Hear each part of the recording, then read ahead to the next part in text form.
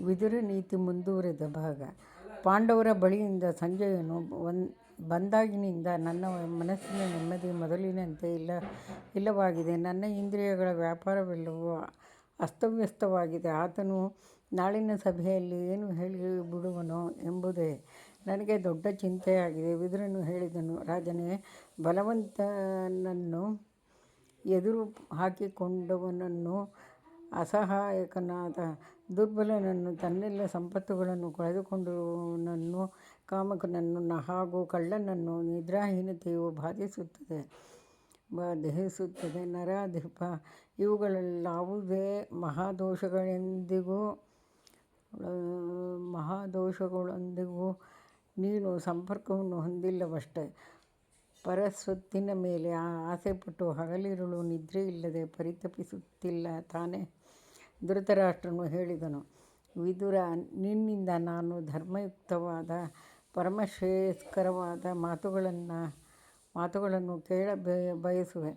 ಈ ನಮ್ಮ ರಾಜವಂಶದಲ್ಲಿ ಪ್ರಾಜ್ಞರಿಗೂ ಸಮ್ಮತವಾದ ಮಾನನೀಯನಾಗಿರುವವನು ನೀನೊಬ್ಬನೇ.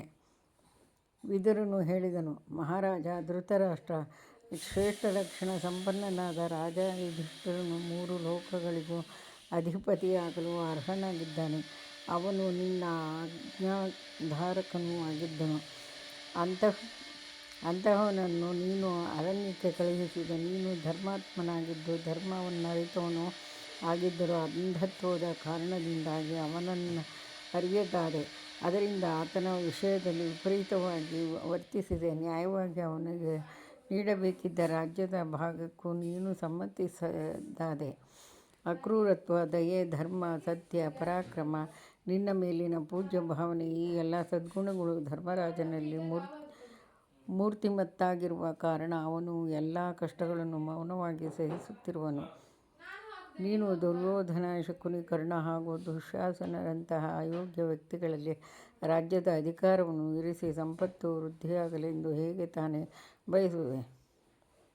ತನ್ನ ವಾಸ್ತವಿಕ ಸ್ವರೂಪದ ಜ್ಞಾನ, ಉದ್ಯೋಗ, ಶೀಲತೆ, ದುಃಖಗಳನ್ನು, ಕಷ್ಟಗಳನ್ನು ಸಹಿಸಿಕೊಳ್ಳುವ ಶಕ್ತಿ, ಧರ್ಮದಲ್ಲಿ ಸ್ಥಿರತೆ, ಈ ಗುಣಗಳು ಯಾರನ್ನು ಚತುರ್ವಿಧ ಪುರುಷಾರ್ಥಗಳಿಂದ ಚ್ಯುತಿಗೊಳಿಸುವುದಿಲ್ಲರೋ ಅವರೇ ಪಂಡಿತರು ಎನಿಸಿಕೊಳ್ಳುತ್ತಾರೆ. ಯಾವನು ಸತ್ಕರ್ಮಗಳನ್ನು ಮಾಡುವನೋ, ದುಷ್ಕಾರ್ಯಗಳಿಂದ ದೂರವಿರುವನೋ, ಯಾವನು ನಾಸ್ತಿಕನಲ್ಲವೋ ಮತ್ತು ಯಾವನು ಶ್ರದ್ಧಾಳುವಾಗಿರುವನೋ ಅವನೇ ಪಂಡಿತನು.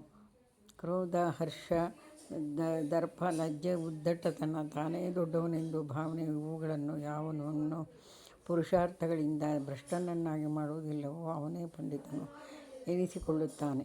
ಯಾರ ಉದ್ದೇಶಿತವಾದ ಕಾರ್ಯ, ಆ ಕಾರ್ಯ ಸಾಧನೆಗಾಗಿ ಆತ ಮಾಡುವ ಸಮಾಲೋಚನೆ ಮತ್ತು ಕಾರ್ಯ ಸಾಧನೆಗಾಗಿ ಕೈಗೊಳ್ಳುವ ವಿಧಾನ, ಇವುಗಳನ್ನು ಬೇರೊಬ್ಬರಿಗೆ ತಿಳಿಯುವುದಿಲ್ಲವೋ ಮತ್ತು ಆ ಮಹಾಕಾರ್ಯವು ಮುಗಿದ ಮೇಲೆಯೇ ಅದು ತಿಳಿಯುವುದು, ಅಂತಹ ಕಾರ್ಯವಿಚಕ್ಷಣನನ್ನು ಪಂಡಿತನೆಂದು ಹೇಳುತ್ತಾರೆ.